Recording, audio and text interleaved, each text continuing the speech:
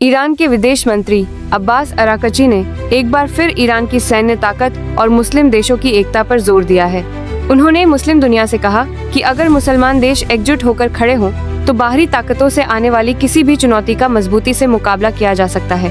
ये बयान ऐसे समय में आया है जब ईरान और अमेरिका के बीच तनाव एक बार फिर बढ़ा हुआ है। इसका असर पूरे क्षेत्र की राजनीति, सुरक्षा और अर्थव्यवस्था पर भी पड़ रहा है।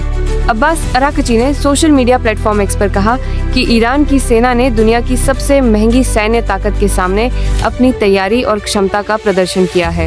उनका कहना है कि किसी भी जंग का फैसला सिर्फ महंगे और आधुनिक हथियारों से नहीं होता। इसके लिए मजबूत रक्षा व्यवस्था, अपनी तकनीक, सही रणनीति और मुकाबला करने का हौसला भी बहुत जरूरी है। अब्बास अराकची ने मुस्लिम देशों से खास तौर पर एकजुट होने की अपील की है। उनका कहना है कि अगर मुस्लिम देश एक साथ खड़े हों तो बाहरी ताकतों की तरफ से पैदा होने वाली चुनौतियों का मजबूती से सामना किया जा सकता है। उन्होंने यह भी कहा कि अब समय आ गया है कि मुस्लिम देश सिर्फ दूसरे देशों पर निर्भर रहने के बजाय अपनी ताकत और आपसी सहयोग पर भरोसा करें। ईरान ऐसे इलाके में मौजूद है जहां अमेरिका की सैन्य मौजूदगी भी है और इजराइल के साथ उसका लंबे समय से तनाव चल रहा है। वहीं खाड़ी के मुस्लिम देशों की अपनी सुरक्षा को लेकर भी चिंताएं हैं।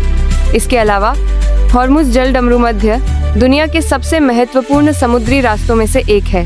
हाल के तनाव के दौरान ईरान और अमेरिका के बीच सीधे सैन्य हमले भी हुए हैं। ईरान की तरफ से इजरायली और अमेरिकी ठिकानों पर मिसाइल और ड्रोन हमलों के दावे भी सामने आए हैं। ऐसे हालात में तेहरान का कहना है कि इस पूरे क्षेत्र की सुरक्षा का फैसला क्षेत्र के देशों को खुद करना चाहिए।